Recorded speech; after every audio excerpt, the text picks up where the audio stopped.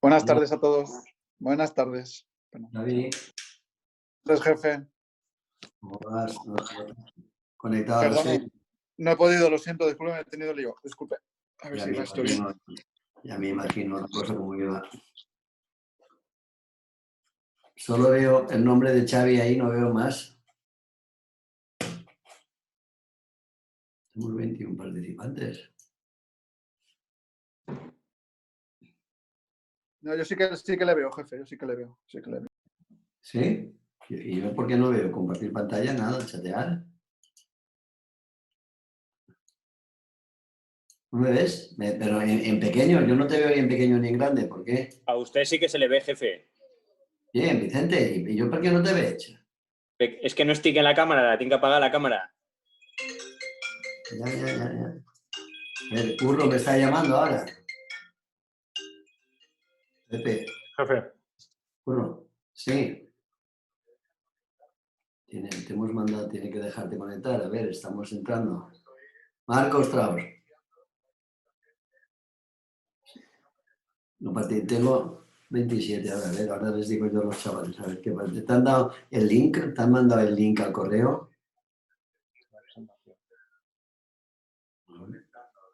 Sí que podrás. Tienes que poder. Ya tenemos 32.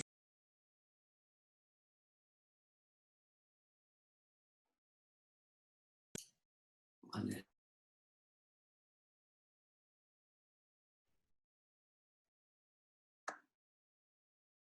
Antonio, ¿Tony? Doctor Baisauli, ya lo tenemos. Ya, es que no me dejaba entrar. Habría conectándose mucha gente y no me dejaba entrar. Puede ser. ¿Me oís? Vale, muy bien. Yo sí. Doctor A Bru, ver. ¿lo tenemos? ¿Quién está controlando el vídeo? Yo lo estoy controlando. ¿Eh? Vale. Es que veo arriba un montón de gente. No sé si nos están viendo, no nos están viendo. Sí, a usted le están viendo. Lo que ¿Sí? no tenemos que verlos son nosotros a ellos porque están poniendo el vídeo. Ah, pues yo, sin embargo, no me veo a mí. Vale. Yo tengo a Tony Vila en Sí. silencio, pero sin sonido y sin nada. Voy poniendo la presentación, a ver. Un momentito, doctor Bru, vale. Jefe, comparta el vídeo, por favor, porque lo estoy poniendo para compartirlo, pero no se le ve. Que inicie su vídeo, iniciar mi vídeo. Eso es. Yo lo inicio, pero el anfitrión me detuvo. Bien. Sí, solamente tienen que tener vídeo, por favor, en este momento el doctor Bru y el doctor Baisauli. A todos los que les estoy cancelando vídeo y audio es por eso, para que podamos empezar la presentación. Muy bien, gracias.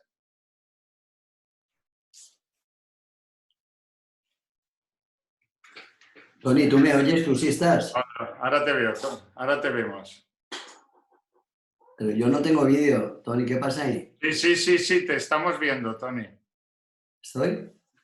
Vale, pues no te veo tú, no sale, no te veo a ti. No te preocupes, estás tú ahora, te vemos. Si quieres, empezamos. ¿Estoy ahora en pantalla grande? Sí, totalmente. Arriba te verás tú en pequeño. Bueno, pues cuando Tony me digas.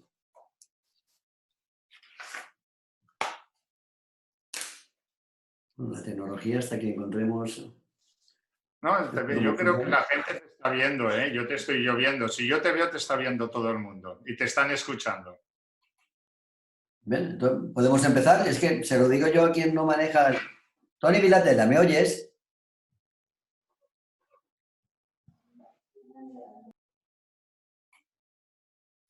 Jefe, ¿puede empezar ya? ¿Me oye ahora? Vale, ahora sí. Ahora, vale, venga. perfecto, puede empezar. Bueno, buenas tardes a todos.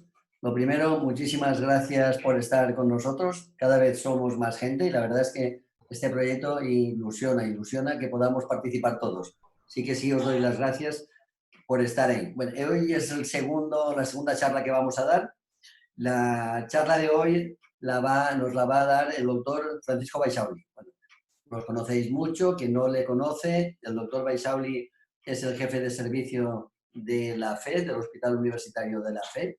Quien no lo sepa o si no trabaje en nuestra zona, es el hospital de referencia de la comunidad, es el hospital más importante. Y el doctor Baixauli representa al servicio de traumatología como jefe de servicio. Bueno, decir de él, ya lleva trabajando muchos años, en su carrera profesional se formó en casi todas las subespecialidades, pero en un momento determinado tuvo que elegir y sus elecciones estuvieron hacia la cirugía séptica y la cirugía reconstructiva. Tuvo experiencia durante una época, se dedicó también a elongaciones de extremidades, pero fue cirugía séptica y tumoral donde él ha desarrollado los últimos años su carrera profesional. A lo largo de estos años ha tenido una inquietud por formarse con los mejores y ha tenido estancias quirúrgicas y estancias hospitalarias, sobre todo dos hospitales que le gustan más a él. Estuvo con el profesor Henry Finn del Memorial de Chicago y el doctor Pretel, conocidos en el mundo de la oncología tumoral, la nuestra, ósea, en el Jackson Memorial de Miami. Bueno, solo decir del doctor Baixauli que desde el primer momento cuando le comentamos este proyecto estuvo encantado en participar y yo encantado por, primero él como persona y luego por el hospital que representa, que nos merece a todos muchísimo respeto, porque siempre no solo son compañeros, sino son amigos y no son frases hechas. Bien, nada más que decir, hoy él va a hablar de metástasis óseas y tienes la palabra, Curro, cuando tú quieras. Muchas gracias. Bueno, voy a empezar. No sé si ya estoy yo en pantalla o sigue estando el doctor Bru. No, estás tú, estás. ¿Estoy yo en pantalla? Vale, muy bien. Vamos a ver dónde tengo yo. ¿Es en vivo? Un momentito mientras voy poniendo la presentación. Tiene su característica. Vamos allá. Creo que ya se ve en pantalla completa. Bueno, Tony Bru, y creo que no se me oye, perdonad. ¿Se me está escuchando? Creo que... Sí, doctor Baixauli, se le escucha, se le escucha. Ah, perdón, pues vale, pues nada, vuelvo a poner otra vez la presentación en pantalla, es que no lo sabía. Bueno, en primer lugar, agradecer al doctor Tony Bru y al equipo que está detrás, que el otro día hicimos una práctica y hay que reconocer que esto requiere mucha mayor, digamos, preparación de lo que en un principio podíamos ver. Y voy a dar una charla que me comprometí hace una semana, he preparado también un poco con lo que tengo sobre las metástasis óseas. En primer lugar, como todos sabéis, la esperanza de vida ha ido aumentando como consecuencia del diagnóstico precoz y el tratamiento de los pacientes que cada vez, como consecuencia de este aumento de la esperanza de vida, los aumentos de cánceres han ido aumentando, también ha ido aumentando la supervivencia.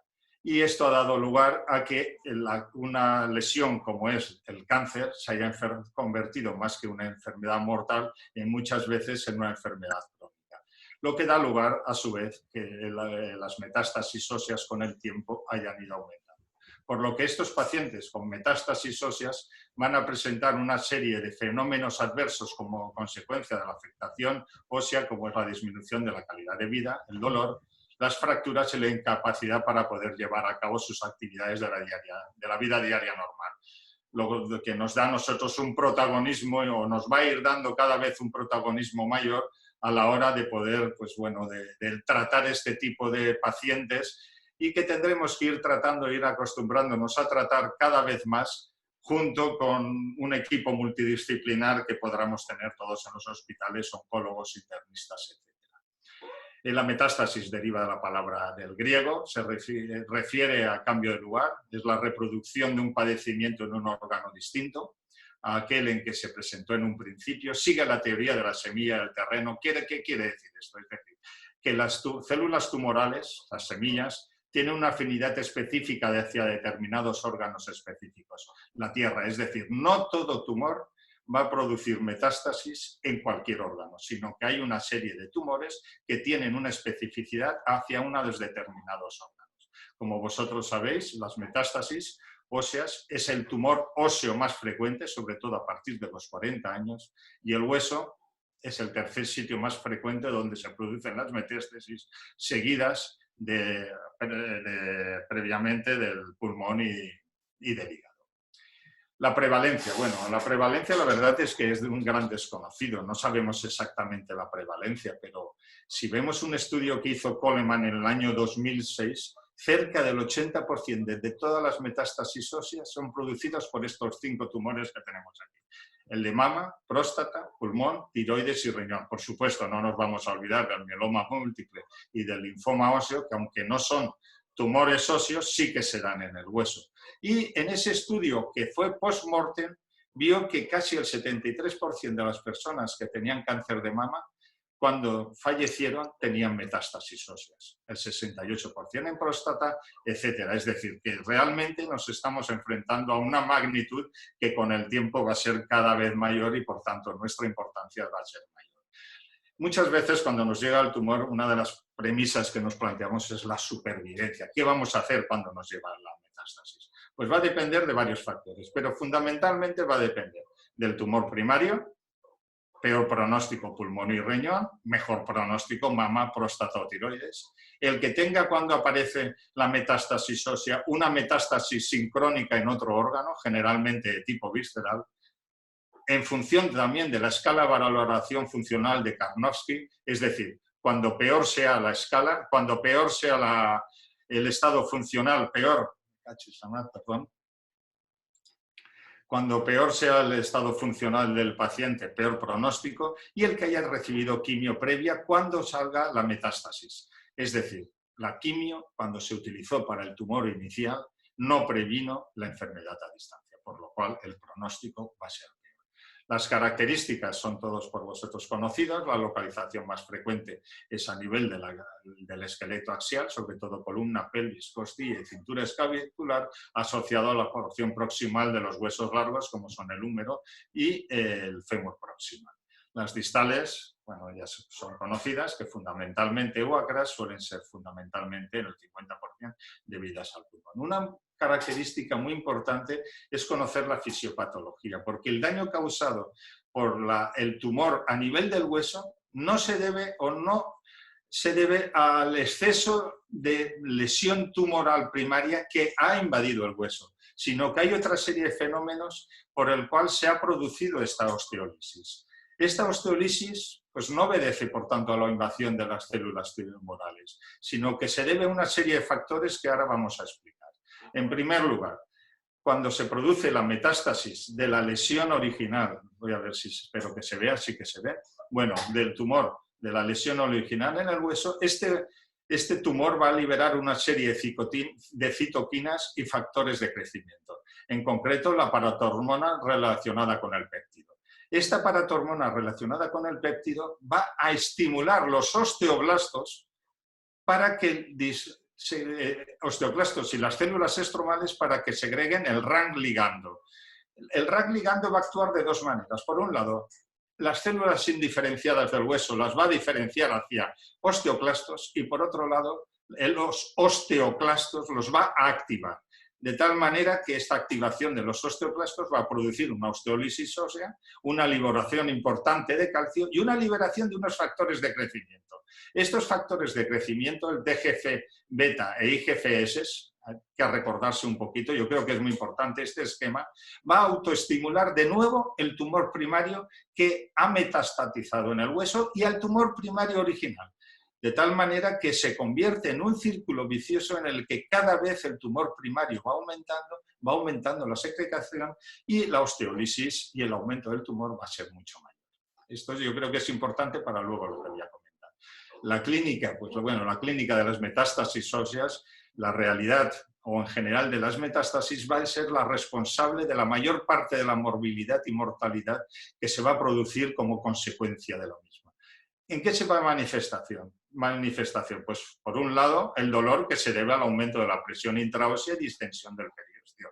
La liberación del calcio, la hipercalcemia, va a dar lugar a la debilidad, a las náuseas, a la anorexia, a la confusión, a la deshidratación y por supuesto esta osteólisis va a producir una disminución de la resistencia mecánica que va a dar lugar a que se produzcan las fracturas patológicas. ¿De qué manera nos podemos encontrar al paciente en la clínica? La más frecuente, un paciente con un tumor conocido, establecido, y que se nos pide la colaboración o acude al hospital de urgencias porque existe una fractura a punto de producirse o bien se ha producido una fractura patológica.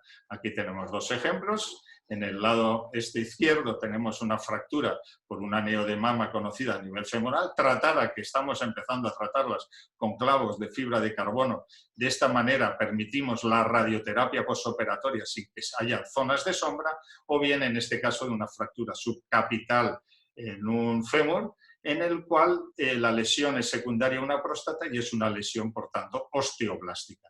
Muy importante cuando veamos una lesión osteoblástica, utilizar vástagos muy finos, si no, no los podremos introducir. Por supuesto, como iré contando a lo largo de la exposición, cementados. De la otra manera, otra segunda posibilidad que nos podemos encontrar que nos llegue el paciente, un paciente con antecedente de un cáncer hace muchos años, que no tenga una enfermedad local en el momento y que nos acude con una enfermedad ósea. No siempre debemos de pensar que esa lesión ósea guarde relación con el cáncer original que tuvo años atrás. En esos casos yo aconsejo, antes de tratar, biopsiar. Te puedes encontrar con sorpresas desagradables. Este es un caso de una paciente con antecedente de neo de mama, 10 años antes, que nos acude con esta fractura. Lo primero es pensar que fue una fractura secundaria a una metástasis. Pues no fue así. Al final resultó ser un osteosarcoma condroblástico. Desgraciadamente, esta paciente ya cursaba con metástasis y lo único que pudimos hacer es un tratamiento paliativo con una fijación para posterior radioterapia. Y el tercer método o posibilidad que tenemos de encontrarnos a estos pacientes, las metástasis óseas de origen desconocido.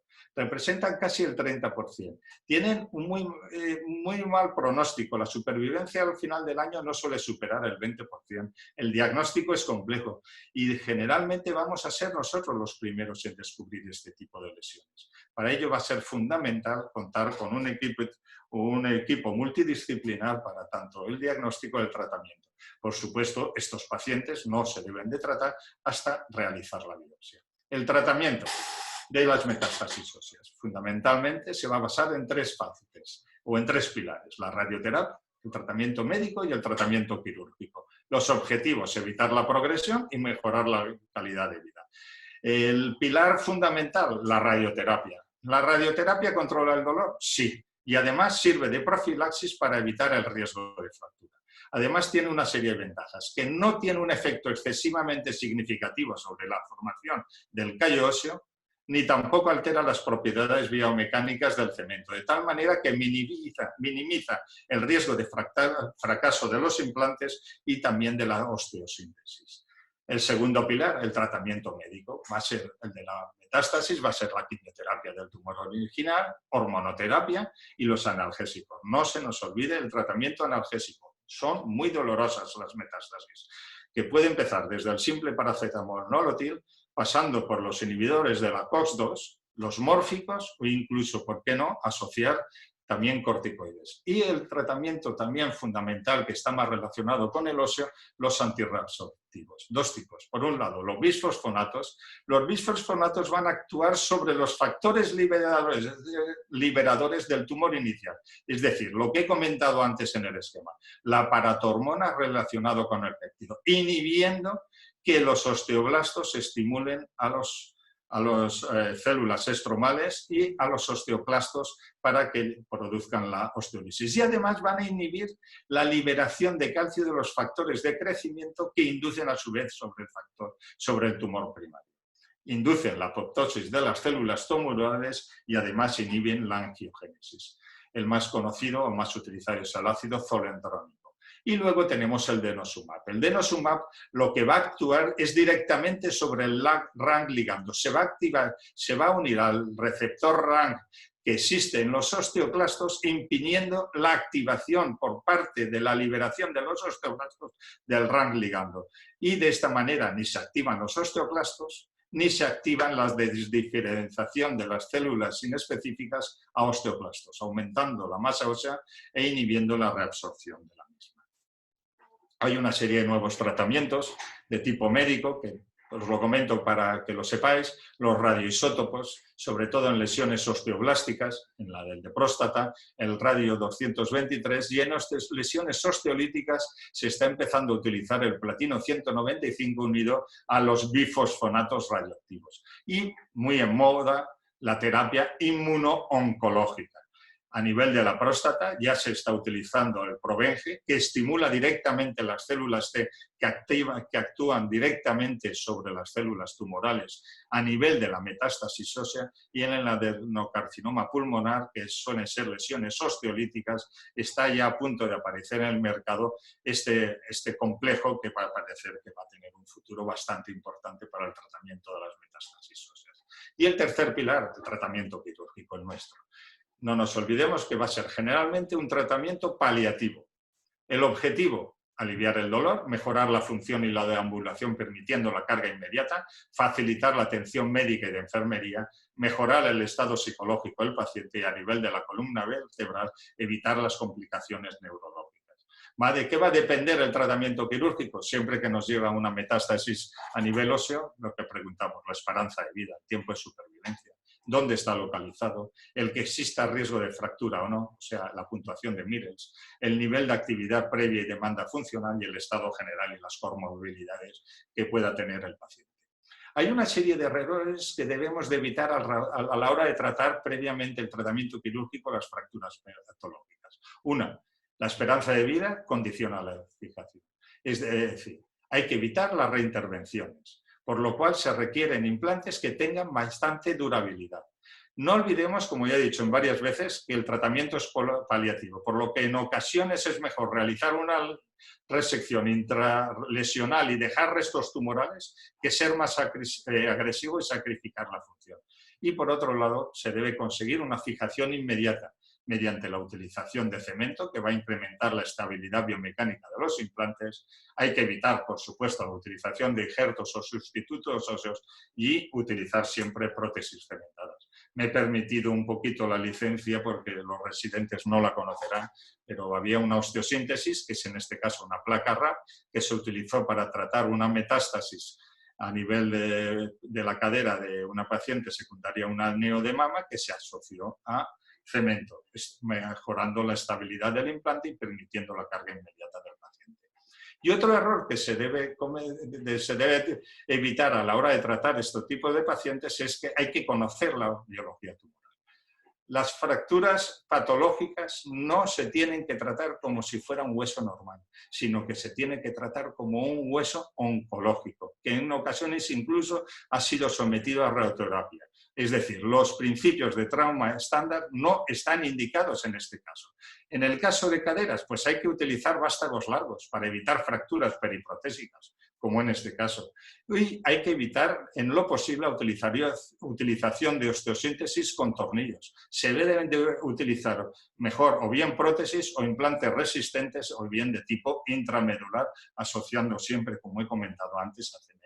Este es el ejemplo de un paciente que nos llegó de otro centro con una metástasis de neo en la parte distal del húmero. Fue tratada con un injerto óseo, resección e injerto óseo, una placa. Fracasó, le quitaron la placa, le pusieron otra placa, volvió a fracasar, una doble placa, fracasó y esta es la situación en la que nos llegó a nosotros. Le pusimos una prótesis tumoral.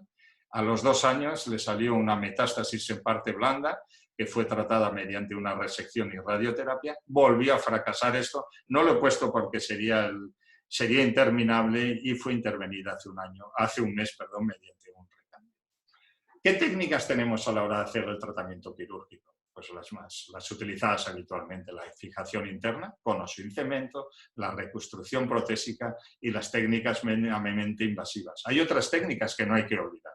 La resección sin reconstrucción. Por ejemplo, en el húmero que hemos visto antes, ¿por qué no hacemos una resección intercalar, aunque hagamos un acortamiento de 4 o 6 centímetros? No pasaría nada.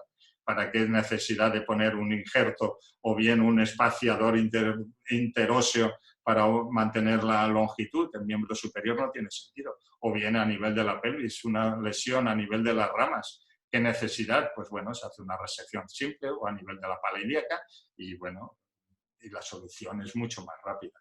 La fijación interna. La fijación interna tiene una serie de ventajas. permite una recuperación mucho más rápida, sobre todo el enclavado y las placas de Lis, que pueda ser la utilización de una megaprótesis. Tiene menos riesgo de infección que la utilización de una megaprótesis, y se ha visto que a nivel del húmero la fijación mediante un enclavado medular funciona mejor que una endoprótesis. La desventaja es que no existe un stock óseo que permita en ocasiones la consolidación y puede fracasar antes el implante, y el alto riesgo de fractura, de fracaso por tanto del implante. Un pequeño comentario sobre la clasificación de Millers, no hace falta que os la aprendáis. Es una clasificación que valora el riesgo de fractura patológica, se valora hasta 12 puntos y a partir de 8 puntos, pues bueno, ahí se aconseja la fijación profiláctica de la lesión ósea donde se encuentra para evitar la fractura.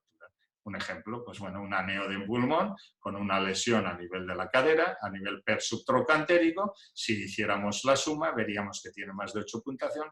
Lógicamente se hizo una fijación profiláctica. Perdón.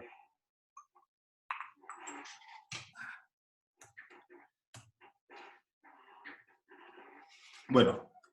Luego tenemos la reconstrucción protésica. ¿Qué tipo de reconstrucción protésica tenemos? Las semiartroplastias convencionales o artroplastias convencionales, siempre o aconsejando con vástago largo, cementado. Si tenemos que hacer el cotilo, igualmente yo aconsejo que sea cementado, porque en muchas ocasiones habrá que aplicar radioterapia. Y las megaprótesis, las ventajas que son modulares y además en algunos casos, en el caso de miembros inferiores, permita realizar implantes diafisarios intersegmentarios.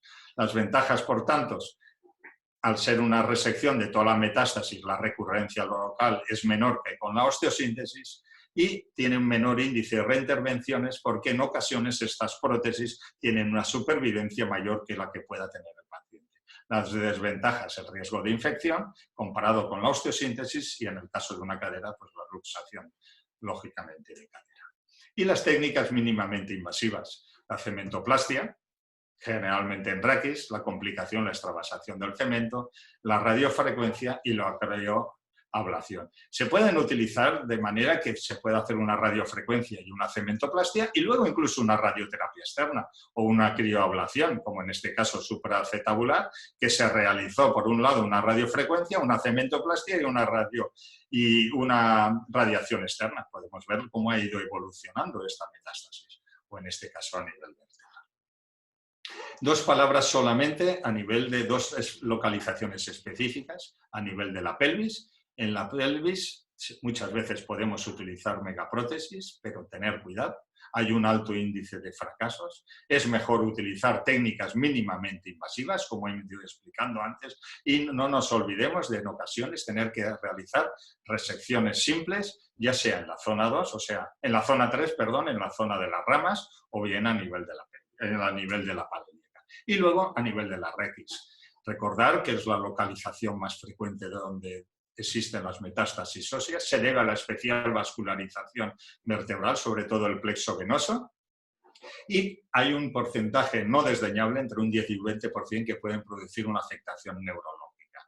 Las técnicas de todos conocidas, la vertebroplastia, la escifoplastia, las técnicas mínimamente invasivas, y en aquellos casos en que exista una afectación neurológica habrá que plantearse en muchas ocasiones la cirugía abierta mediante descompresión posterior, o bien en ambos casos, como en este meta de T8 por un aneo de mama, en que se hizo en ambas técnicas, tanto la descompresión anterior como la descompresión posterior. Dos palabras, el tratamiento ortopédico también, hay que pensar en él. ¿Cuándo se va a utilizar? En aquellos pacientes que tengan una escasa... perdón, es que me ha salido, no sé si lo ven ustedes, lo quito. El estado va a depender, por tanto, de que la esperanza de vida sea corta. El tipo de tumor, lógicamente. Hay tumores que con la radioterapia y el tratamiento pueden llegar a consolidar las metástasis óseas, como son el de mama, tiroides o mieloma múltiple, y ahí tenéis el porcentaje, pero hay otras que nunca van a consolidar, como órgano-pulmón. Y también va a depender el tratamiento ortopédico de dónde se localicen. Si permiten o no la utilización de órtesis externas, tipo cabestrillos, órtesis articuladas, brace, mini brace, como en este caso el mieloma múltiple, se le puso un clavo endomedular, radioterapia, tuvo luego una recidiva en la punta, tuvo una nueva refractura y al final se decidió utilizar una órtesis articulada. En conclusión, no me quiero alargar más, habíamos de hecho de hablar unos 20 minutos, creo que me he pasado un poquito. Los objetivos terapéuticos hay que reconocer que son paliativos y se deben de centrar en aliviar el dolor, reducir las necesidades de uso de narcóticos, prevenir las fracturas de los huesos de carga y conseguir que el paciente, en caso de fractura patológica, reanude con la mayor normalidad y brevedad posible sus actividades sociales y funcionales. Y, salvo en muy pocas excepciones, la cirugía curativa no es un objetivo realista en este tipo de pacientes. Bueno, muchas gracias. Bueno, muy bien, escuchan, muchas felicidades. Sí, se me oye, ¿me oyes? Sí, sí, te oigo perfectamente. Enhorabuena, te has ajustado a tiempo y yo creo que has dado una charla muy clara y de una patología que todos los hospitales hoy la tenemos al día y bien, y seguramente algunas cosas no las sabemos bien, pero ha sido de muchísima ayuda. Pero podéis hacer preguntas, por favor, a través del chat. Se pueden hacer preguntas o se pueden hacer por voz. Quien quiera puede escribir en el chat. Bien, ya le cogeremos a esto el aire para que nos haga todo esto bien. Bueno, Curro, ha estado muy bien. Te pregunto yo por romper un poquito. Muy bien, gracias, Tony. Muy bien, por romper yo. Me llama la atención, el tratamiento es multidisciplinario, el de las metástasis. Los hospitales tienen que tener un equipo donde intervienen pues, muchos compañeros para tomar decisiones de estas. Pero bueno, en la utilización de los fármacos de los antirreabsortivos, que utilizaban los bifosfonatos, o la utilizar el denosumab, ¿quién indica estos fármacos, los controla? ¿Qué especialista es el que lo hace en este equipo multidisciplinar? Afortunadamente, en nuestro caso, lo controlan directamente los oncólogos o los internistas o los ginecólogos. Depende en función de quién esté llevando el paciente. En nuestro caso, lo están utilizando. Pero bueno, podría pasar que nos encontrásemos, como he estado yo, en hospitales comarcales pequeños. Yo creo que este tipo de lesiones se han de tratar en todos los hospitales. Es una lesión frecuente, se tienen que conocer los conocimientos básicos para poderlos tratar y solamente en aquellos casos en que se pueda pensar o sospechar que se pueda realizar un tratamiento curativo, ya he dicho que es casi excepcional, pues remitirlo a centros más grandes. En general, yo creo que este tipo de tratamientos los tienen que realizar pues los que lo manejan habitualmente, que suelen ser oncólogos, internistas, etcétera, etcétera, etcétera. Sobre el tratamiento quirúrgico. Vamos a ubicarnos en la metástasis en la región trochantérea, donde vamos a decidir, donde tenemos y pensamos 1000 veces. ¿Utilizo el clavo últimamente de síntesis con aumentación con cemento por intentar rellenar con ese clavo? ¿O una cirugía tumoral donde me meto en un follón importante con problemas que se me pueda luxar la cadera? Y dentro de eso, si utilizo la tumoral, ¿el cotilo lo haría de doble movilidad, un cotilo retentivo? ¿En función de qué parámetros deberíamos de actuar? Bueno, yo creo que está claro que en el sentido de que una lesión, una de las zonas más frecuentes a nivel trochantérica, yo haría un tratamiento si es una lesión de un tumor conocido en un paciente evolucionado, yo sería lo breve y bueno 2 veces bueno, es decir, haría una fijación endomedular, generalmente con un clavo largo. Si es posible, como muy bien has dicho tú, cementaría no solamente el clavo, sino también cementaría percutáneamente la zona donde está la lesión osteolítica y luego radioterapia. Más aparte, toda la parafernalia de tratamiento que he comentado. En una lesión, por ejemplo, única de una metástasis de mama, que tiene un buen pronóstico, hemos hecho prótesis tumorales, por supuesto, muchas. Van bien, pero hasta cierto sentido. Cotilo retentivo, yo nunca pondría un cotilo retentivo, pondría un cotilo de doble movilidad. existe riesgo de luxación, como has visto que he presentado un caso que tuvo una luxación y, bueno, puede pasar. Afortunadamente se volvió a meter una pelvimuslera y, bueno, así fue todo. Pero yo, en general, si no va a ser curativo, generalmente haría un tratamiento paliativo que puede durar muchísimos años. Siempre lo breve y bueno, 2 veces bueno. Ocasionalmente, por supuesto, pondría una prótesis tumoral. Muy bien. En cuanto a si has insistido, yo creo que también nos tiene que quedar bastante claro que utilizas antes un cotilo cementado, preferible que a un cotilo atornillado, impactado y atornillado. Sí, sí. Prefieres el cemento, sin duda. Sin duda. A nivel de una metástasis, hace muy poco tuvimos uno, no sé si estará el doctor Aracil, que la tuvo que operar él, la operó él porque estábamos en otra cosa, bueno, y le aconsejé que le hiciera cementada. En muchas ocasiones estos pacientes luego van a recibir radioterapia. La radioterapia y los cotilos se llevan muy mal. Existe un aflojamiento muy alto. Hay muy pocos casos. De hecho, yo estoy buscando casos. Si alguien me escucha y tiene casos los unimos y yo estoy recogiendo casos de prótesis en pacientes con metástasis que se les haya aplicado radioterapia y se les haya puesto un cotilo, para saber cómo están yendo. Pero en general yo la experiencia que tengo es que han ido bastante mal y por eso aconsejo que sean cotilos cementados. A ver si me escucha nuestro Tony, el doctor Vilátela, ¿me oyes? Sí, dígame, doctor Bru. No tenemos preguntas, ¿no hay? Sí, tiene preguntas en el chat, tiene bastantes preguntas en el chat. ¿Les damos paso? Sí, vamos a darle, por favor, a las preguntas en el chat. Perfecto. Porque no las...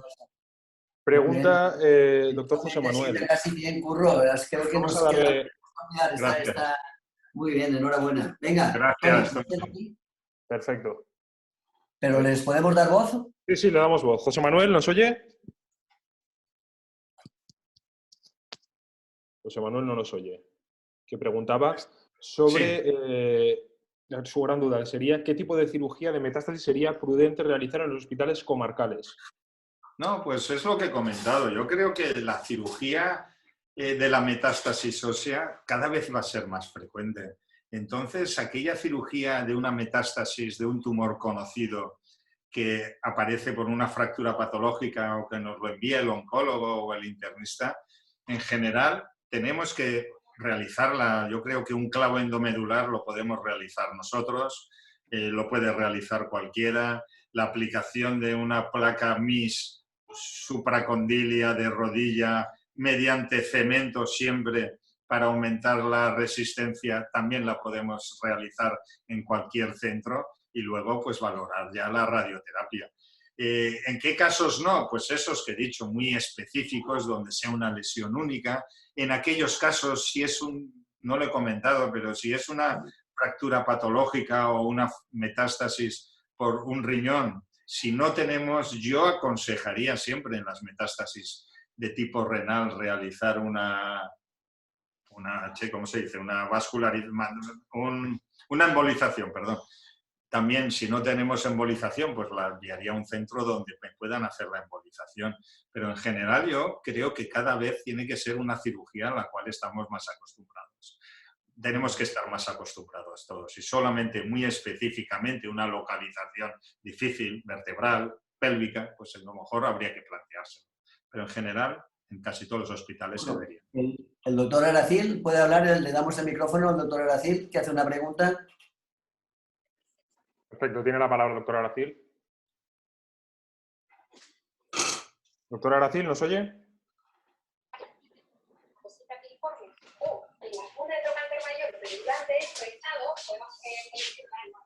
Bueno, parece, yo hago la pregunta al doctor Aracil, si no volverá a entrar.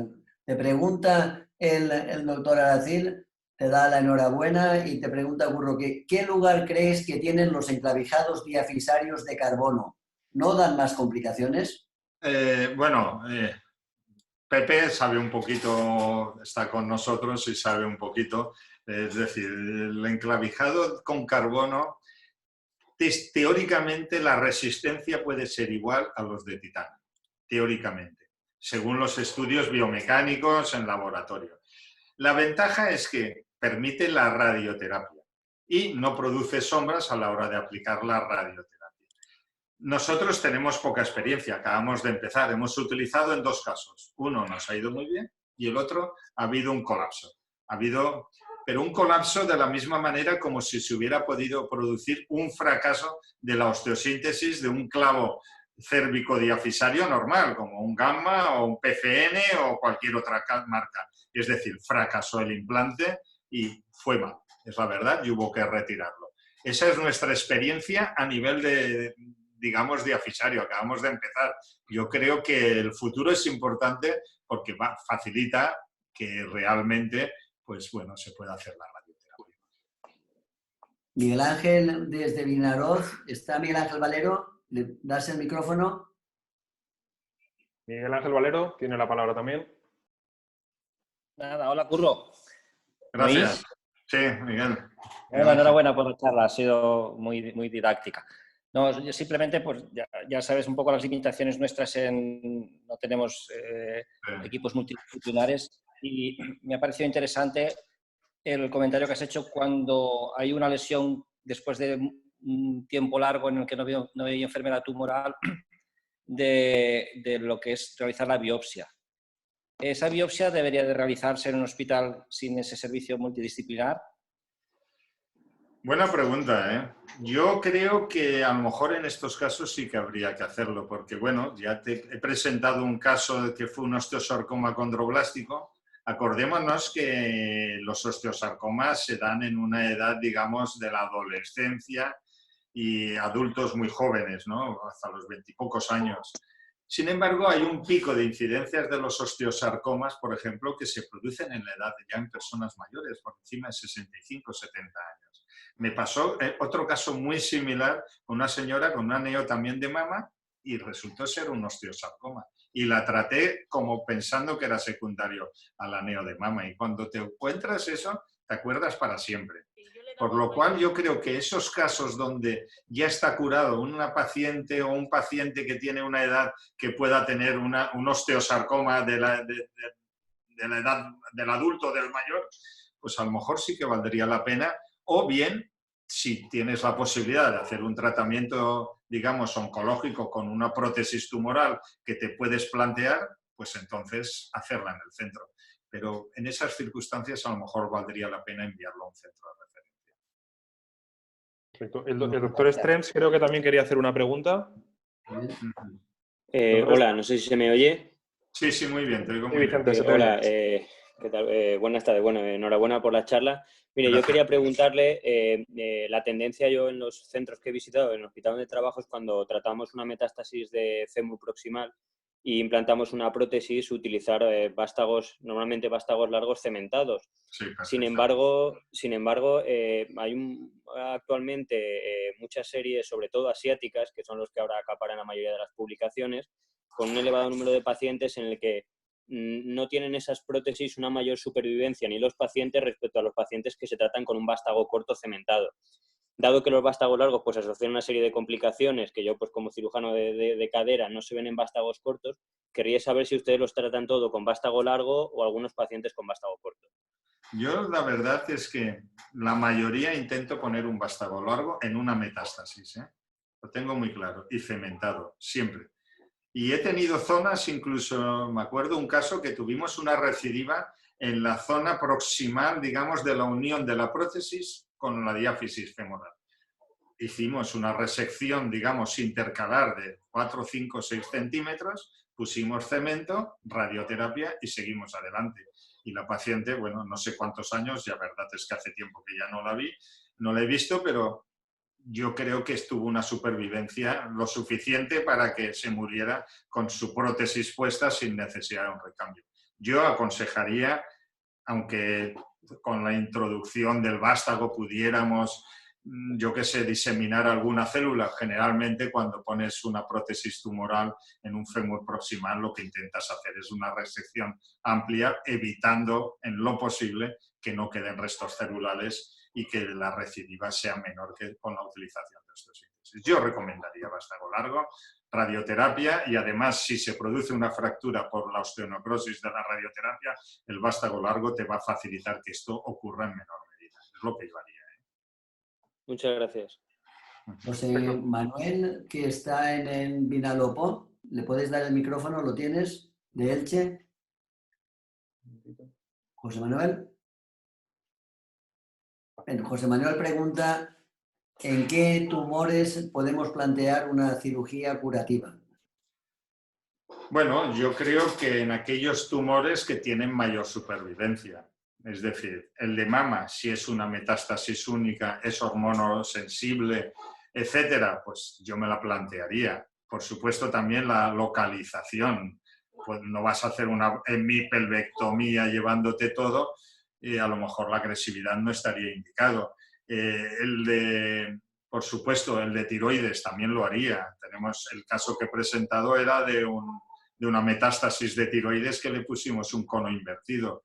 El de próstata, si pudiera ser, también lo intentaría. Aquellos que tienen una supervivencia mayor, que están controlados y que la quimioterapia hoy en día responde bien. Aquellos que tienen una supervivencia menor, hablamos de riñón, los tumores gástricos o los tumores de tipo de digestivo, colon, etcétera, tienen muy mal pronóstico. La supervivencia cuando producen metástasis óseas, que son muy infrecuentes, es muy baja. En esos casos yo no lo haría. Yo lo haría en aquellos que tienen mayor supervivencia y mejor pronóstico con un tratamiento sistémico. Muy bien, es que tenemos muchas preguntas. Curro, Joaquín Muñoz te pregunta, y yo creo que está bien insistir en ello. Vuelve a insistir. ¿Cementáis habitualmente los clavos? Los clavos no se cementan habitualmente. Insisto que se deberían cementar más. Creo que no hay que dar la posibilidad a que fracase. En una metástasis que tratamos de forma paliativa y que vamos a hacer un tratamiento secundario, dígase radioterapia o lo que sea, hay que evitar que fracase. Y lo ideal sería cementarlos, o por lo menos la zona donde está la lesión osteolítica. En un caso creo que he presentado que ponemos un clavo de carbono, pues bueno, lo hemos tratado de esta manera, es decir, se hizo la resección, ahí se hizo la osteosíntesis y pusimos cemento en la zona osteolítica percutáneamente. Es decir, sin abrir mucho el foco, inyectar cemento y te añade un poquito de estabilidad. Muy bien, Antonio Silvestre, ¿estás ahí? ¿Puedes hablar? ¿Le das el micro, porfa? Tiene la palabra el doctor Silvestre. Sí. Hola, ¿me oyes? Perfectamente, Tony.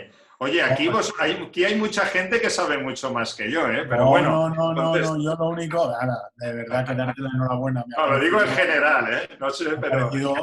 Me ha parecido didáctica, además has insistido en aspectos muy interesantes. De todas formas, a mí me preocupa una cosa. Yo, no sé cuál es el motivo, pero en los últimos años estoy encontrando metas por neoplasias más infrecuentes. Me refiero a melanomas, tubo digestivo. Nos está pasando eso, a mí me preocupa, ¿eh?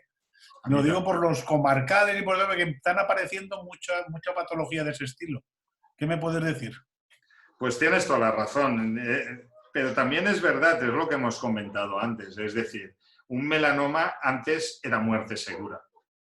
Sigue siendo un pronóstico infausto, pero la realidad es que hay unos tratamientos inmunológicos ahora para el melanoma y sobre todo para el melanoma metastásico que aumentan mucho el pronóstico de vida. No digo que vayan a vivir de forma crónica toda la vida, pero aumentan bastante. Y es lo que he comentado. Es verdad, los cánceres de tubo digestivo, lo que hemos dicho, de colon, etcétera, son muy infrecuentes, pero están apareciendo cosas que antes no ocurrían. ¿Por qué? Porque estamos cronificándolos. Eso está haciendo que aparezcan. Pero también es cierto que según los estudios que estoy yo viendo, una vez aparecen, el pronóstico empeora bastante del tumor inicial. Sí, la verdad es que poco hacemos. Gracias. El doctor Poyatos, al que le mando un cariñoso saludo. ¿Está José Poyatos? ¿Le puedes dar el micro? Doctor Poyatos. Sí, por aquí estamos. ¿Se me oye? Sí, perfectamente. Se le oye. Hola, buenas tardes, Curro. Enhorabuena por la presentación. Disculpad que se me ha disparado el dedito y he dejado la pregunta a medias. Era un poquito al hilo de la pregunta que había hecho Miguel Ángel, en el sentido de disponer luego, ¿no?, de la batería terapéutica con el equipo multidisciplinario para este tipo de patologías. Porque te encuentras también con pacientes que son muy añosos, por encima de 80 años, 85, que la metástasis es el primer síntoma de la enfermedad neoplásica. Y entonces ha habido un momento que has comentado de hacer biopsia previa al tratamiento. Claro, en este tipo de pacientes no sabes nada, hacer una biopsia, quién va a hacer esa biopsia, qué tipo de tumor va a ser, haces tacto abdominal, hablas con medicina interna para que empiece a investigar el tumor originario. Entonces, tratas, no tratas. En esta localización, que es una fractura persubtrocanteria, que vas a colocar un clavo, que si haces una prótesis tumoral que es, como has comentado, más agresiva y problemática en este tipo de pacientes. Iba por ahí un poco el manejo de estos pacientes, son complicados. O te lanzas... Tienes toda la razón, es decir, claro, una cosa es la teoría, es decir, la teoría es que un tumor de origen desconocido hay que intentar ponerle el apellido previamente al tratamiento. Claro, luego está el paciente, como tú muy bien dicho, y que he comentado, es que hay muchos factores que luego van a influir. La edad del paciente, la localización, la incapacidad que le produzca, el dolor que le produzca. Y bueno, también he comentado que el pronóstico de los pacientes con una metástasis ósea de origen desconocido, el pronóstico es muy malo. Si recuerdas tú algún paciente, o yo recuerdo pacientes, generalmente es que es verdad.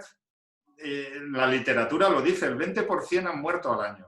Sí. Y es cierto, yo ahora pienso pacientes que he tenido así, me ha costado muchísimo, si he llegado a conseguir el diagnóstico inicial, porque también ha habido muchos casos que no hemos llegado a conseguir el diagnóstico inicial y han muerto. En total, que yo en un paciente añoso, yo iría directamente a una osteosíntesis sencilla, un clavo endomedular, seguramente, más que una prótesis tumoral, cemento, radioterapia y que lo vayan estudiando. Aprovecharía seguramente en el mismo acto quirúrgico, estoy hablando de paciente añoso ya fastidiado, pues seguramente en el mismo acto pues cogería la muestra de biopsia. Está claro que siempre la excepción confirma la regla, pero bueno, eso es la actitud que yo haría en esas características de paciente. Muy bien. Aprovecho antes de cortar para felicitar también a Tony por la moderación habitual tan buena de él. Vamos a hacerle ya. Vamos a hacerte la última pregunta que nos acercamos. La verdad, bueno, primero felicitarte, estás rozando 100, no podemos entrar más. El éxito brutal, te has hecho ya follower, no sé cómo se llama. Sí, no sé, Instagramer o yo qué sé, no tengo ni idea. Es raro esto de hablar a una pantalla, ¿eh? La aprenderemos, pero esto está bien, está bien. Vamos a hacer la pregunta de Juan Catalá, que sí está. Primero, saludar a Juan Catalá, le tenemos un cariño especial yo a su padre, que quiero que le mande saludos, a pesar de ser anestesista mío en el hospital. Y le digo, te pregunta Juan, ¿está ahí Juan Catalá? ¿Que la pueda preguntar? Juan, ¿tiene la palabra? Doctor Catalá. No sé si nos oye. Juan, igual, bueno, te hago yo la pregunta en su nombre. Para el tratamiento de una fractura patológica, ¿está Juan? Hola. Doctor Catalá, ¿nos oye? Si funciona. ¿Funciona? Sí, doctor Catalá. Te oigo, te escuchamos muy bien. ¿Qué tal? Hola. Bueno, enhorabuena por la charla. Nada, era una pregunta un poco de cara así, práctica a la decisión. En una fractura patológica diafisaria a nivel del fémur, has comentado pros y contras entre osteosíntesis y quizá la prótesis. ¿Cuál sería tu preferencia? ¿Un enclavado asumiendo los riesgos de que haya una pseudo y un fallo del implante, o colocar una prótesis intercalar que igual es un poquito más agresiva pero aseguras esa función del paciente o que no te fracase el clavo? ¿Cuál recomendarías? Yo la verdad es que no hemos hecho tantas resecciones intercalares. La última, que no sé si alguno de mis compañeros del comité de tumores de allí de la fiesta conmigo está aquí, pues fue una meta de una neovesical. Nos costó muchísimo resecarla, la resecamos con bordes libres, fue muy bien, y luego tuvo una recidiva a nivel local. Ya con esa recidiva, además tuvimos una lesión vascular de la vena. Cuando la vena femoral, que está pegada justo a nivel del fémur, empieza a sangrar, hostia, te lo pasas mal. Pero bueno, afortunadamente todo fue muy bien y todo eso, pero tuvo una recidiva. Ya en esa situación la recidiva fue bastante grande, ya fue mal, y el planteamiento nuestro fue la de hacer una desarticulación. Se negaba a hacer la desarticulación se fue a un cirujano plástico conocido y fue intervenido por él. No sé cómo ha quedado esta paciente, pero ¿qué quiero decirte con esto? Que yo no sé si para una metástasis, la poca experiencia que tengo, es un método válido, pero no sé si es el más adecuado, ¿eh? Entonces yo no sé si a lo mejor, si tiene un buen pronóstico de vida, puedo utilizar una megaprótesis modular grande, si está a nivel distal de fémur o a nivel proximal. Si está justo en medio, yo a lo mejor no sé si iría a un clavo endomedular. Por supuesto, también tendría que plantearme si es secundario a una mama o con un pronóstico adecuado, es única, etc. Pero en general, si yo fuera un tercio medio de fémur, en una metástasis, creo que una prótesis intercalar no la utilizaría, excepto en un caso muy específico, como una mama o una próstata o un riñón haciéndole la radioterapia, pero la experiencia que he tenido fue desagradable en este caso, ¿eh? Doctor, creo que el doctor Zarzuela tenía también una pregunta. Hombre, Víctor. Perfecto, con el doctor Zarzuela cerramos. Doctor Zarzuela, ¿nos oye? Sí. Hola, Curro, ¿qué tal? Bueno, la verdad es que... También, ¿no? ¿Dónde estoy yo? No, la pregunta la han hecho previamente, que es un poco, bueno, como sabéis, la jornada que ibais a organizar sobre carbono, y era un poco tu experiencia y tu valoración en cuanto a los sistemas de carbono en la fijación, si crees que es algo presente o que es algo todavía del futuro, ¿no? Me refiero en cuanto a mayor nivel de gasto, en fin, un poco que si había que establecer un poco en qué tumores sí hacer un clavo de carbono o clavo de carbono para todos. Es decir, en aquellas lesiones metastásicas ya muy paliativas, ¿crees que el clavo de carbono estaría indicado o pondrías un clavo estándar, ¿no? Ese sería un poco el comentario o la pregunta, ¿no? ¿Qué te parece? No, muy buena pregunta. Yo el clavo de carbono lo utilizaría en gente más o menos jóvenes que tiene posibilidad de curación y que puedo evitarle ponerle una prótesis tumoral. Por ejemplo, un mieloma. Es decir, a un mieloma que luego con tratamiento con la quimio podría ir bien, que además le puedes aplicar radioterapia. Yo a ese sí que le pondría un clavo de carbono. Pero pan para todos, yo no lo haría. Es decir, yo creo que aquellos pacientes con un mal pronóstico, una paciente más mayor de peor pronóstico, le haría un tratamiento estándar. El clavo de carbono creo que tiene futuro, creo que tiene sus indicaciones, pero son indicaciones específicas, no hay que ponérselo a todos, ¿eh? Completamente de acuerdo. Doctor Vilatela. Sí, dígame, doctor Bru.